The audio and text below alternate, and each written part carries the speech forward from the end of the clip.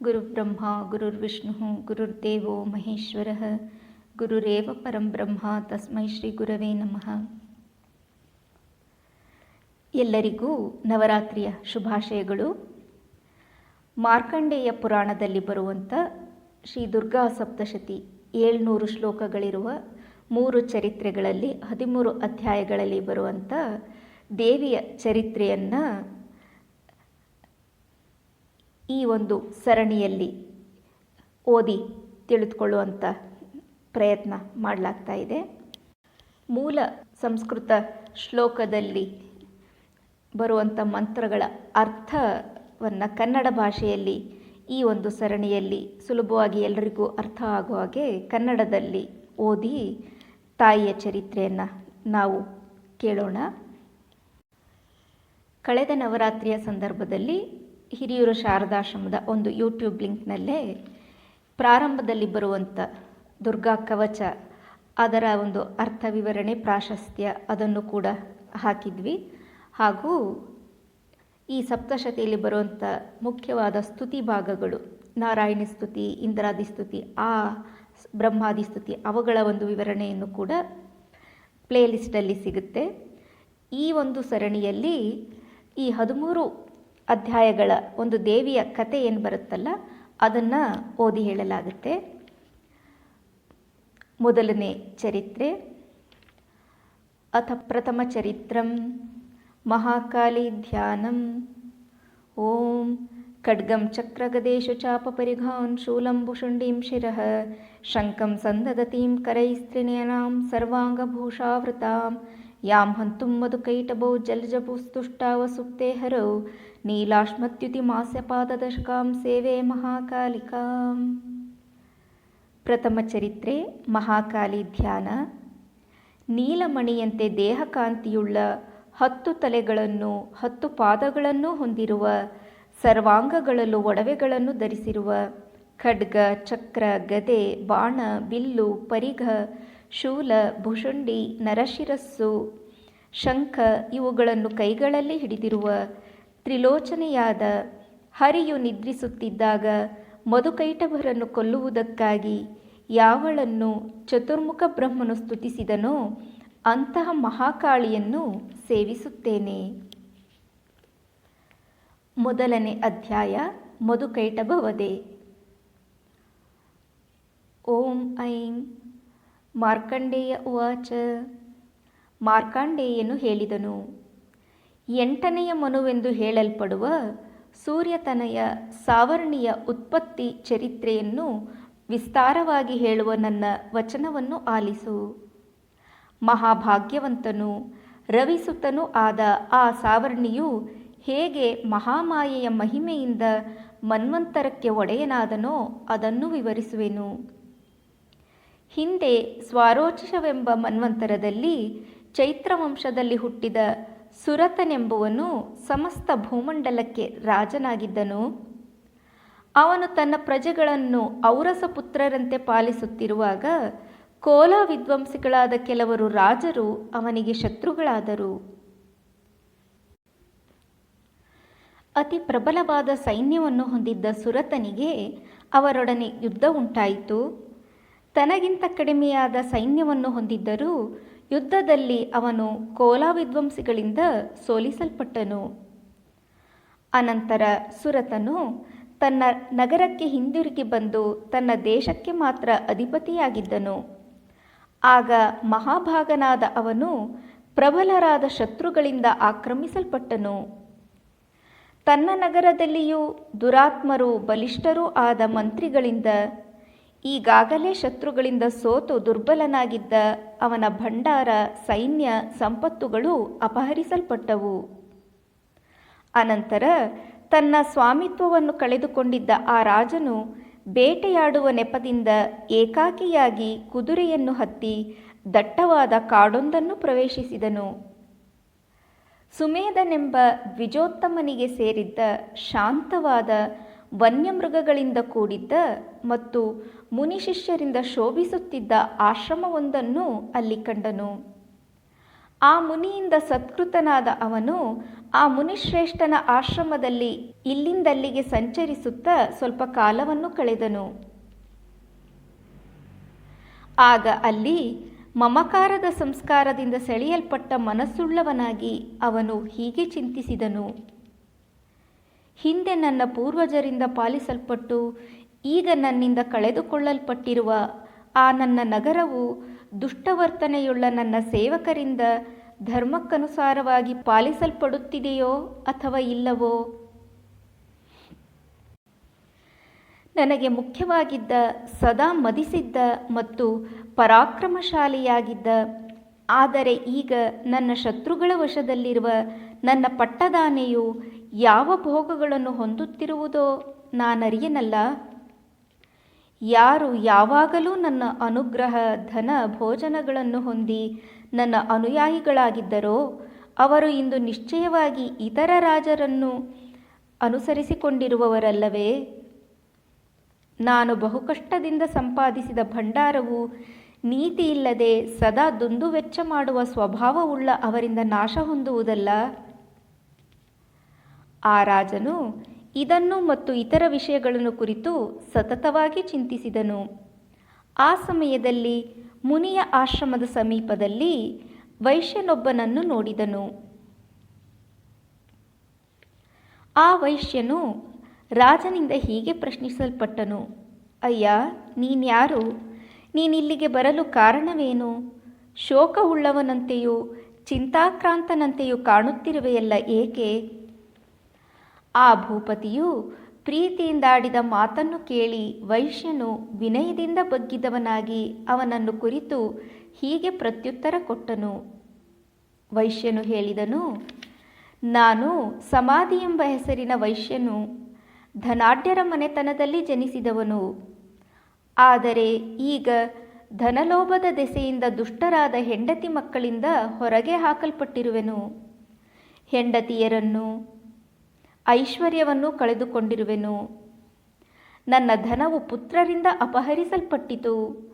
ಆಪ್ತರಾದ ಬಂಧುಗಳಿಂದ ಹೊರದೂಡಲ್ಪಟ್ಟು ದುಃಖಿತನಾಗಿ ವನವನ್ನು ಸೇರಿರುವೆನು. ಅಂಥ ನಾನು ಇಲ್ಲಿ ನೆಲೆಸಿ ಪತ್ನಿ, ಪುತ್ರರ ಮತ್ತು ಸ್ವಜನರ ಶುಭಾಶುಭ ರೂಪವಾದ ವಾರ್ತೆಯನ್ನು ತಿಳಿಯದೇ ಇರುವೆನು. ಈಗ ಅವರ ಮನೆಯಲ್ಲಿ ಕ್ಷೇಮವು ನೆಲೆಸಿರುವುದೋ ಅಥವಾ ಅಕ್ಷೇಮವೋ? ನನ್ನ ಮಕ್ಕಳು ಹೇಗಿರುವರೋ? ಒಳ್ಳೆಯ ನಡತೆ ಉಳ್ಳವರಾಗಿರುವರೋ ಅಥವಾ ಕೆಟ್ಟ ನಡತೆ ಉಳ್ಳವರಾಗಿರುವರೋ? ಆಗ ರಾಜನು ಹೇಳಿದನು: ಧನಲುಬ್ಧರಾದ ಯಾವ ಪತ್ನಿ ಪುತ್ರರಿಂದ ನೀನು ಹೊರತಳ್ಳಲ್ಪಟ್ಟಿರುವೆಯೋ ಅವರಲ್ಲಿಯೇ ನಿನ್ನ ಮನಸ್ಸು ಸ್ನೇಹದಿಂದ ಬಂಧಿಸಲ್ಪಟ್ಟಿದೆಯಲ್ಲ, ಅದೇಕೆ? ವೈಶ್ಯನು ಹೇಳಿದನು: ನೀನು ನನ್ನ ವಿಷಯದಲ್ಲಿ ಆಡಿದ ಈ ಮಾತು ಸರಿಯಾಗಿದೆ. ನಾನೇನು ಮಾಡಲಿ? ನನ್ನ ಮನಸ್ಸು ಅವರ ವಿಷಯದಲ್ಲಿ ನಿಷ್ಠುರತೆಯನ್ನು ಹೊಂದುವುದಿಲ್ಲವಲ್ಲ. ಧನಲೋಭದಿಂದ ಪಿತೃ, ಪತಿ, ಸ್ವಜನರಲ್ಲಿರಬೇಕಾದ ಸ್ನೇಹವನ್ನು ತ್ಯಜಿಸಿ ಯಾರು ನನ್ನನ್ನು ಹೊರದೂಡಿದರೋ ಅವರಲ್ಲಿಯೇ ಮನಸ್ಸು ಅನುರಾಗವುಳ್ಳದ್ದಾಗಿದೆ. ಎಲೈ ಮಹಾಮತಿಯೇ, ಗುಣಹೀನರಾಗಿದ್ದರೂ ಕೂಡ ಬಂಧುಗಳಲ್ಲಿ ಅವರು ಗುಣಹೀನರೆಂಬುದನ್ನು ಅರಿತಿದ್ದರೂ ನನ್ನ ಮನಸ್ಸು ಏಕೆ ಪ್ರೇಮಪೂರ್ಣವಾಗಿರುವುದೋ ಎಂಬ ಇದನ್ನು ನಾನು ತಿಳಿಯುತ್ತಿಲ್ಲ.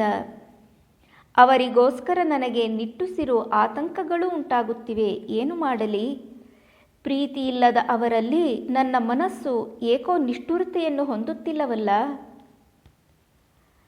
ಮಾರ್ಕಂಡೇಯನು ಹೇಳಿದನು: ಎಲೈ ಕ್ರೌಷ್ಟುಕಿ ಮುನಿಯೇ, ಅನಂತರ ಸಮಾಧಿ ಎಂಬ ಈ ವೈಶ್ಯನು ಮತ್ತು ಆ ರಾಜೋತ್ತಮನು ಒಟ್ಟಾಗಿ ಆ ಮುನಿಯನ್ನು ಬಳಿ ಸಾರಿದರು. ಆ ವೈಶ್ಯ ಪಾರ್ಥಿವರು ಆ ಮುನಿಯೊಡನೆ ತಮ್ಮ ಯೋಗ್ಯತೆಗೆ ಮತ್ತು ಸಂಪ್ರದಾಯಕ್ಕೆ ತಕ್ಕಂತೆ ಸಂಭಾಷಣೆಯನ್ನು ನಡೆಸಿ ಅಲ್ಲಿಯೇ ಕುಳಿತು ಪ್ರಾಸಂಗಿಕವಾಗಿ ಕೆಲವು ಮಾತುಗಳನ್ನಾಡಿದರು.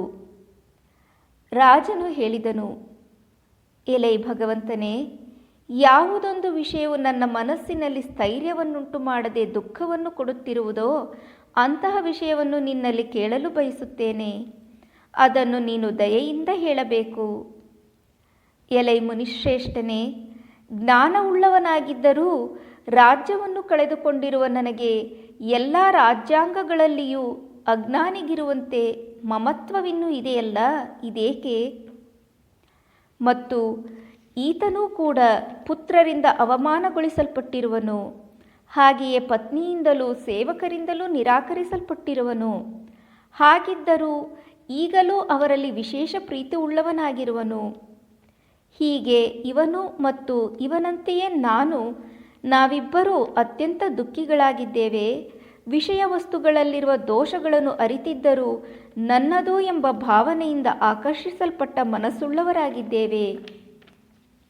ಎಲೈ ಮಹಾಭಾಗನೇ, ಜ್ಞಾನಿಗಳಾದ ನಮ್ಮಿಬ್ಬರಿಗೂ ಯಾವ ಮೋಹ ಉಂಟಾಗಿದೆಯೋ ಇದು ಯಾವುದರಿಂದ ಆಗಿದೆ? ವಿವೇಕ ಶೂನ್ಯನಾದ ನನಗೂ ಮತ್ತು ಇವನಿಗೂ ಮೂಢತೆ ಉಂಟಾಗಿದೆಯಲ್ಲ, ಇದೇಕೆ? ಆಗ ಋಷಿಯು ಹೇಳಿದನು, ಎಲೈ ಮಹಾಭಾಗನೇ, ಎಲ್ಲ ಜಂತುಗಳಿಗೂ ಇಂದ್ರಿಯ ಗೋಚರವಾದ ವಿಷಯಗಳ ಬಗ್ಗೆ ಜ್ಞಾನವಿರುತ್ತದೆ. ಹೀಗೆಯೇ ವಿಷಯಗಳಾದರೋ ನಾನಾ ಬಗೆಯಾಗಿ ಗೋಚರಿಸುತ್ತವೆ. ಕೆಲವು ಪ್ರಾಣಿಗಳು ಹಗಲಿನಲ್ಲಿ ಕುರುಡಾಗಿರುತ್ತವೆ, ಮತ್ತೆ ಕೆಲವು ರಾತ್ರಿಯಲ್ಲಿ ಕುರುಡಾಗಿರುತ್ತವೆ. ಇನ್ನು ಕೆಲವು ಹಗಲಿನಲ್ಲಿಯೂ ರಾತ್ರಿಯಲ್ಲಿಯೂ ಸಮಾನವಾದ ದೃಷ್ಟಿಯನ್ನು ಹೊಂದಿರುತ್ತವೆ. ಮನುಷ್ಯರು ಜ್ಞಾನ ಸಂಪನ್ನರೆಂಬುದೇನೋ ನಿಜವೇ, ಆದರೆ ಅವರು ಮಾತ್ರ ಜ್ಞಾನ ಸಂಪನ್ನರು, ಇತರ ಜೀವಜಾತವಲ್ಲ ಎನ್ನಲಾಗುವುದಿಲ್ಲ. ಏಕೆಂದರೆ ಪಶು, ಪಕ್ಷಿ, ಮೃಗ ಮೊದಲಾದವೆಲ್ಲ ಜ್ಞಾನ ಸಂಪನ್ನವಾಗಿವೆ. ಮೃಗ ಪಕ್ಷಿಗಳಿಗೆ ಯಾವ ಜ್ಞಾನವಿರುವುದೋ ಅದೇ ಜ್ಞಾನವು ಮನುಷ್ಯರಲ್ಲೂ ಇರುತ್ತದೆ, ಮತ್ತು ಮನುಷ್ಯರಿಗೆ ಯಾವ ಜ್ಞಾನವಿರುತ್ತದೆಯೋ ಅದು ಆ ಮೃಗ ಪಕ್ಷಿಗಳಿಗೂ ಇರುತ್ತದೆ. ಹಾಗೆಯೇ ಹಸಿವು, ನಿದ್ರೆ ಮೊದಲಾದ ಇತರ ಗುಣಗಳು ಇವರಿಗೆ ಸಮಾನ. ತಾವು ಹಸಿವಿನಿಂದ ಬಾಧಿಸಲ್ಪಡುತ್ತಿದ್ದರೂ ತಮ್ಮ ಹಸಿವನ್ನು ಇಂಗಿಸಿಕೊಳ್ಳಲು ಬೇಕಾದ ಜ್ಞಾನವಿದ್ದರೂ ತಾವು ತಂದಿರುವ ಕಾಳುಗಳನ್ನು ಆದರದಿಂದ ತಮ್ಮ ಮರಿಗಳ ಕೊಕ್ಕುಗಳಲ್ಲಿ ಹಾಕುತ್ತಿರುವ ಈ ಹಕ್ಕಿಗಳನ್ನು ನೋಡು. ಎಲೈ ಮನುಜ ಶ್ರೇಷ್ಠ, ಪ್ರತ್ಯುಪಕಾರವನ್ನು ಮಾಡುವರೆಂಬ ಲೋಭದಿಂದ ಮಕ್ಕಳಲ್ಲಿ ಮಾನವರು ಅಭಿಲಾಷವುಳ್ಳವರಾಗುತ್ತಾರೆ. ಮರಿಗಳಲ್ಲಿ ಪ್ರೀತಿ ಇಡುತ್ತಿರುವ ಈ ಹಕ್ಕಿಗಳನ್ನು ನೀನು ನೋಡುತ್ತಿಲ್ಲವೇ? ಹಾಗಿದ್ದರೂ ಕೂಡ ಸಂಸಾರದ ಸ್ಥಿತಿಯನ್ನುಂಟು ಮಾಡುತ್ತಿರುವ ಮಹಾಮಾಯೆಯ ಪ್ರಭಾವದಿಂದ ಮಮತೆ ಎಂಬ ಸುಳಿಯಲ್ಲಿ, ಮೋಹವೆಂಬ ಹಳ್ಳದಲ್ಲಿ ಬೀಳಿಸಲ್ಪಟ್ಟಿರುವರು. ಆದುದರಿಂದ ಈ ವಿಷಯದಲ್ಲಿ ವಿಸ್ಮಯ ಪಡಬೇಕಾದುದಿಲ್ಲ. ಜಗತ್ಪತಿಯ ಯೋಗ ನಿದ್ರೆ ಇದು, ಶ್ರೀಹರಿಯ ಮಹಾಮಾಯೆ ಇದು. ಇವಳಿಂದ ಜಗತ್ತು ಚೆನ್ನಾಗಿ ಮೋಹಗೊಳಿಸಲ್ಪಟ್ಟಿದೆ. ದೇವಿಯೂ ಭಗವತಿಯೂ ಆದ ಆ ಮಹಾಮಾಯೆಯು ಜ್ಞಾನಿಗಳ ಮನಸ್ಸನ್ನು ಕೂಡ ಬಲಾತ್ಕಾರದಿಂದ ಸೆಳೆದು ಮೋಹಕ್ಕೆ ಸಿಲುಕುವಂತೆ ಮಾಡುತ್ತಾಳೆ. ಚರಾಚರ ಪ್ರಾಣಿವರ್ಗದಿಂದ ಕೂಡಿದ ಈ ಎಲ್ಲ ಜಗತ್ತು ಅವಳಿಂದ ಸೃಷ್ಟಿಸಲ್ಪಡುತ್ತದೆ. ಇವಳು ಪ್ರಸನ್ನಳಾದರೆ ನರರಿಗೆ ವರಗಳನ್ನು, ಮುಕ್ತಿಯನ್ನೂ ಕೊಡುತ್ತಾಳೆ. ಮುಕ್ತಿಗೆ ಕಾರಣವಾದ ಮತ್ತು ಸನಾತನವಾದ ಪರಮ ಜ್ಞಾನವೂ ಅವಳೇ. ಆ ಸರ್ವೇಶ್ವರಿಯೇ ಸಂಸಾರ ಬಂಧನಕ್ಕೂ ಕಾರಣಳು. ಆಗ ರಾಜನು ಕೇಳಿದನು, ಭಗವಂತನೇ, ಯಾವಳನ್ನು ನೀನು ಮಹಾಮಾಯೆ ಎಂದು ಕರೆಯುತ್ತಿರುವೆಯೋ ಆ ದೇವಿಯು ಯಾರು? ಅವಳು ಹೇಗೆ ಜನ್ಮವೆತ್ತಿದಳು? ಅವಳು ಮಾಡಿದ ಕಾರ್ಯಗಳೇನು? ಬ್ರಹ್ಮವಿದರಲ್ಲಿ ಶ್ರೇಷ್ಠನಾದ ಮುನಿಯೇ, ಆ ದೇವಿಯು ಎಂತಹ ಪ್ರಭಾವವುಳ್ಳವಳು, ಎಂತಹ ಸ್ವರೂಪವುಳ್ಳವಳು, ಅದೆಲ್ಲವನ್ನೂ ನಿನ್ನಿಂದ ಕೇಳಲು ಬಯಸುತ್ತೇನೆ. ಋಷಿಯು ಹೇಳಿದನು, ವಿಶ್ವರೂಪಿಣಿಯಾದ ಅವಳು ನಿತ್ಯಳೇ. ಈ ಜಗತ್ತೆಲ್ಲವೂ ಅವಳಿಂದ ವ್ಯಾಪ್ತವಾಗಿದೆ. ಹಾಗೆ ನಿತ್ಯಳಾಗಿದ್ದರೂ ಅವಳ ಬಹುವಿಧವಾದ ಉತ್ಪತ್ತಿಯನ್ನು ಹೇಳುವ ನನ್ನ ವಚನವನ್ನು ಆಲಿಸು. ಅವಳು ಯಾವಾಗ ದೇವತೆಗಳ ಕಾರ್ಯಸಿದ್ಧಿಗಾಗಿ ಆವಿರ್ಭಾವವನ್ನು ಹೊಂದುತ್ತಾಳೆಯೋ ಆಗ ಅವಳು ನಿಜವಾಗಿ ನಿತ್ಯಳಾಗಿದ್ದರೂ ಹುಟ್ಟಿದಳು ಎಂದು ಲೋಕದಲ್ಲಿ ವ್ಯವಹರಿಸಲ್ಪಡುತ್ತಾಳೆ. ಕಲ್ಪದ ಕೊನೆಯಲ್ಲಿ ಜಗತ್ತೆಲ್ಲವೂ ಜಲಮಯವಾದಾಗ ಭಗವಂತನು, ವಿಶ್ವದೊಡೆಯನೂ ಆದ ಮಹಾವಿಷ್ಣುವು ತನ್ನ ಹಾಸಿಗೆಯಾದ ಆದಿಶೇಷನನ್ನು ಹಾಸಿಕೊಂಡೇ ಯೋಗನಿದ್ರೆಯನ್ನು ಹೊಂದಿದನು. ಆಗ ವಿಷ್ಣುವಿನ ಕಿವಿಗಳ ಮಲದಿಂದ ಜನಿಸಿ ಮಧು, ಕೈಟಭ ಎಂದು ಪ್ರಸಿದ್ಧರಾದ ಇಬ್ಬರು ಘೋರ ರಾಕ್ಷಸರು ಬ್ರಹ್ಮನನ್ನು ಕೊಲ್ಲಲು ಉದ್ಯುಕ್ತರಾದರು. ವಿಷ್ಣುವಿನ ನಾಭಿಕಮಲದಲ್ಲಿದ್ದ ಬ್ರಹ್ಮ ಪ್ರಜಾಪತಿಯು ಉಗ್ರರಾದ ಆ ಅಸುರರಿಬ್ಬರನ್ನು ಮತ್ತು ನಿದ್ರಿಸುತ್ತಿದ್ದ ಜನಾರ್ದನನನ್ನು ನೋಡಿ ಶ್ರೀಹರಿಯನ್ನು ಎಚ್ಚರಗೊಳಿಸುವುದಕ್ಕಾಗಿ ಆತನ ಕಣ್ಣುಗಳಲ್ಲಿ ಮನೆ ಮಾಡಿಕೊಂಡಿದ್ದ ಯೋಗನಿದ್ರೆಯನ್ನು ಏಕಾಗ್ರ ಮನಸ್ಸಿನಿಂದ ಸ್ತುತಿಸಿದನು. ಬ್ರಹ್ಮನು ಹೇಳಿದನು, ತ್ವಂ ಸ್ವಾಹ ತ್ವಂ ಸ್ವದಾ ತ್ವಮಿವ ಷಟ್ಕಾರ ಸ್ವರಾತ್ಮಿಕ ಸುಧಾ ತ್ವಮಕ್ಷರೇ ನಿತ್ಯೆ ತ್ರಿಧಾ ಮಾತ್ರಾತ್ಮಿಕ ಸ್ಥಿತ. ನೀನು ಸ್ವಾಹ, ನೀನು ಸ್ವಧಾ, ನೀನೇ ವಷಟ್ಕಾರ, ಸ್ವರ್ಗಲೋಕರೂಪಳೂ ನೀನೇ, ನೀನೇ ಅಮೃತ, ನಾಶರಹಿತಳೆ, ನಿತ್ಯ ಸ್ವರೂಪಳೆ, ನೀನು 3 ಬಗೆಯ ಮಾತ್ರೆಗಳ ಸ್ವರೂಪಳಾಗಿದ್ದೀಯೆ. ನೀನು ಅರ್ಧಮಾತ್ರ ರೂಪದಲ್ಲಿರುವವಳು, ನೀನು ನಿತ್ಯಳು, ವಿಶೇಷವಾಗಿ ಉಚ್ಚರಿಸಲು ಆಗದವಳು. ಹೇ ದೇವಿ, ನೀನೇ ಸಂಧ್ಯಾಕಾಲವು, ಸಾವಿತ್ರಿ ಮಂತ್ರವು ಮತ್ತು ಸರ್ವೋತ್ತಮಳಾದ ಮಾತೆಯು. ಹೇ ದೇವಿಯೇ, ಈ ಜಗತ್ತೇ ನಿನ್ನಿಂದ ಸೃಷ್ಟಿಸಲ್ಪಟ್ಟಿದೆ, ನಿನ್ನಿಂದ ಧರಿಸಲ್ಪಟ್ಟಿದೆ, ನಿನ್ನಿಂದಲೇ ಪಾಲಿಸಲ್ಪಟ್ಟಿದೆ ಮತ್ತು ಯಾವಾಗಲೂ ಪ್ರಳಯ ಕಾಲದಲ್ಲಿ ನೀನೇ ಇದನ್ನು ಸಂಹರಿಸುತ್ತೀಯೇ. ಹೇ ವಿಶ್ವರೂಪಿಣಿಯೇ, ಸೃಷ್ಟಿ ಸಮಯದಲ್ಲಿ ನೀನು ಈ ಜಗತ್ತಿನ ಸೃಷ್ಟಿ ಶಕ್ತಿ ರೂಪಳು, ಪಾಲನಾ ಸಮಯದಲ್ಲಿ ಸ್ಥಿತಿಶಕ್ತಿ ರೂಪಳು, ಹಾಗೆಯೇ ಅಂತಕಾಲದಲ್ಲಿ ಸಂಹಾರ ಶಕ್ತಿ ರೂಪಳೂ ಆಗಿರುತ್ತೀಯೇ. ನೀನು ಮಹಾವಿದ್ಯೆ, ಮಹಾಮಾಯೆ, ಮಹಾಮೇಧಾಶಕ್ತಿ, ಮಹಾಸ್ಮೃತಿ, ಮಹಾಮೋಹ, ಮಹಾದೇವಿ ಮತ್ತು ಮಹೇಶ್ವರಿ. ನೀನು ಸಮಸ್ತ ವಸ್ತುಗಳ ಮೂಲ ಕಾರಣಳು, ತ್ರಿಗುಣಗಳನ್ನು ಪ್ರಕಟಗೊಳಿಸುವವಳು, ಕಾಲರಾತ್ರಿಯು, ಮಹಾರಾತ್ರಿಯು ಮತ್ತು ದಾರುಣವಾದ ಮೋಹರಾತ್ರಿಯೂ ನೀನೇ. ನೀನೇ ಶ್ರೀ, ನೀನೇ ಈಶ್ವರಿ, ನೀನೇ ಹ್ರೀ, ನೀನೇ ನಿಶ್ಚಯಾತ್ಮಿಕವಾದ ಬುದ್ಧಿ, ನೀನೇ ಲಜ್ಜೆ, ಪುಷ್ಟಿ ಮತ್ತು ತುಷ್ಟಿ, ನೀನೇ ಶಾಂತಿ ಮತ್ತು ಕ್ಷಾಂತಿ. ದುಷ್ಟರ ನಿಗ್ರಹಕ್ಕಾಗಿ ಖಡ್ಗ, ಶೂಲ, ಗದೆ, ಚಕ್ರ, ಶಂಖ, ಧನುಸ್ಸು, ಬಾಣಗಳು, ಭುಷುಂಡಿ, ಪರಿಘ ಮುಂತಾದ ಆಯುಧಗಳನ್ನು ಧರಿಸಿ ನೀನು ಘೋರ ಸ್ವರೂಪಳಾಗಿದ್ದೀಯೆ. ನೀನು ಸೌಮ್ಯಳಾಗಿರುವೆ, ಪ್ರಪಂಚದಲ್ಲಿರುವ ಸಮಸ್ತ ವಸ್ತುಗಳಿಗಿಂತ ಸೌಮ್ಯತರಳೂ ಅತಿಸುಂದರಿಯೂ ಆಗಿರುವೆ. ಪರಾಪರಗಳಲ್ಲೆಲ್ಲ ಪರಮಶ್ರೇಷ್ಠಳಾಗಿರುವ ಪರಮೇಶ್ವರಿಯೂ ನೀನೇ. ಹೇ ಅಖಿಲಾತ್ಮಳೆ, ಯಾವುದಾದರೂ ಒಂದು ಚೇತನವಾದ ಅಥವಾ ಜಡವಾದ ವಸ್ತುವು ಎಲ್ಲಿಯಾದರೂ ಇರಲಿ, ಅದೆಲ್ಲದರ ಶಕ್ತಿಯು ನೀನೇ ಆಗಿರುವೆ. ನಾನು ನಿನ್ನನ್ನು ಹೇಗೆ ಸ್ತುತಿಸಲಿ? ಯಾವನು ಈ ಪ್ರಪಂಚವನ್ನು ಸೃಷ್ಟಿಸುವನೋ, ಕಾಪಾಡುವನೋ, ಕೊನೆಗೆ ತನ್ನಲ್ಲಿಯೇ ಅಡಗಿಸಿಕೊಳ್ಳುವನೋ ಅಂತಹವನು ಕೂಡ ನಿನ್ನಿಂದ ನಿದ್ರಾವಶನಾಗಿರುವನು. ಇಲ್ಲಿ ನಿನ್ನನ್ನು ಸ್ತುತಿಸಲು ಯಾವನು ಸಮರ್ಥನಾದಾನು? ಬ್ರಹ್ಮನಾದ ನನಗೂ ವಿಷ್ಣುವಿಗೂ ಮತ್ತು ರುದ್ರನಿಗೂ ಶರೀರವನ್ನು ಧರಿಸುವ ಹಾಗೆ ನೀನೇ ಮಾಡಿಸಿರುವೆ.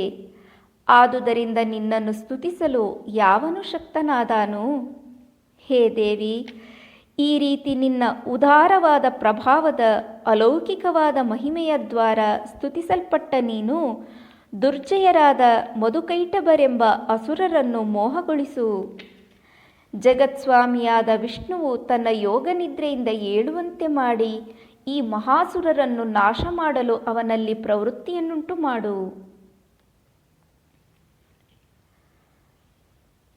ಹೀಗೆ ಬ್ರಹ್ಮನು ಸ್ತುತಿಸಿದನು. ಋಷಿಯು ಹೇಳಿದನು, ಹೀಗೆ ಮಧುಕೈಟಭರನ್ನು ಕೊಲ್ಲುವುದಕ್ಕಾಗಿ ವಿಷ್ಣುವು ಎಚ್ಚರಗೊಳಿಸಲ್ಪಡಬೇಕೆಂದು ಬ್ರಹ್ಮನಿಂದ ಪ್ರಾರ್ಥಿತಳಾದ ತಾಮಸೀ ದೇವಿಯು ಆ ವಿಷ್ಣುವಿನ ಕಣ್ಣು, ಬಾಯಿ, ಮೂಗು, ಬಾಹುಗಳು, ಹೃದಯ, ಎದೆ ಎಂಬೀ ಭಾಗಗಳಿಂದ ಹೊರಬಂದು ಅವ್ಯಕ್ತ ತತ್ವದಿಂದ ಜನಿಸಿರುವ ಬ್ರಹ್ಮನ ಕಣ್ಣುಗಳಿಗೆ ಕಾಣಿಸಿಕೊಂಡಳು. ಜಗನ್ನಾಥನು ದುಷ್ಟ ಸಂಹಾರಕನೂ ಆದ ಆ ಮಹಾವಿಷ್ಣುವು ನಿದ್ರೆಯಿಂದ ಬಿಡಲ್ಪಟ್ಟವನಾಗಿ ಏಕಸಮುದ್ರದಲ್ಲಿರುವ ಶೇಷಶಯನದಿಂದ ಎದ್ದು ಮಧುಕೈಟಭರೆಂಬ ಆ ಇಬ್ಬರು ರಾಕ್ಷಸರನ್ನು ನೋಡಿದನು. ದುರಾತ್ಮರು, ಅತ್ಯಂತ ವೀರ್ಯ ಪರಾಕ್ರಮಗಳಿಂದ ಕೂಡಿದವರು, ಕೋಪದಿಂದ ಕೆಂಪಾದ ಕಣ್ಣುಳ್ಳವರು, ಬ್ರಹ್ಮನನ್ನು ತಿನ್ನಲು ಉದ್ಯುಕ್ತರಾದ ಮಧುಕೈಟಭರನ್ನು ಮಹಾವಿಷ್ಣುವು ನೋಡಿದನು.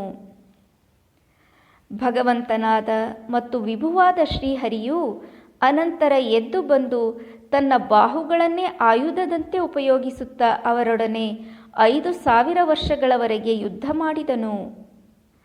ಅತಿ ಬಲದಿಂದ ಕೊಬ್ಬಿದ್ದ ಅವರು ಕೂಡ ಮಹಾಮಾಯೆಯಿಂದ ಮೋಹಗೊಳಿಸಲ್ಪಟ್ಟು ನಮ್ಮಿಂದ ವರವನ್ನು ಪಡೆದುಕೋ ಎಂದು ಕೇಶವನಿಗೆ ಹೇಳಿದರು.